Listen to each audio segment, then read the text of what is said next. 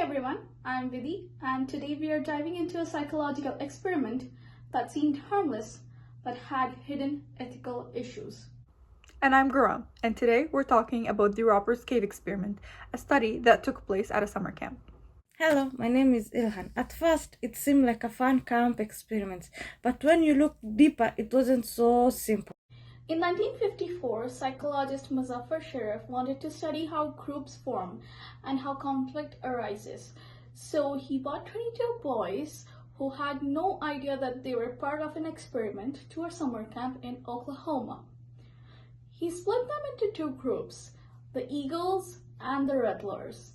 They lived separately, formed friendships, and even created team flags. Everything was normal at first. The researchers added competition. They set up contests like tug of war and treasure hunts, and they had a trophy as a prize, and just like that, things got ugly. The boys started seeing each other as enemies. It went from simple teasing to stealing, name-calling, and even fights. But here's the thing. The researchers wanted this. They did nothing to stop it.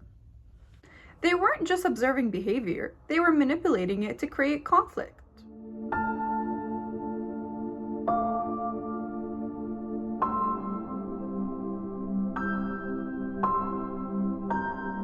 At first, the experiment doesn't seem too bad, right?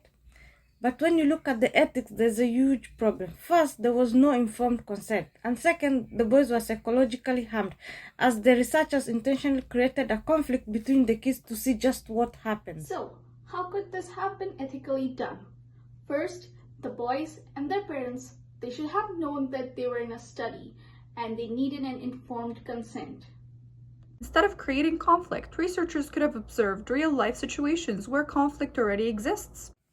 The Robbers Cave study is a perfect example of type 2 unethical study. It seemed bad at first, but when you look closer, it crossed the ethical lines.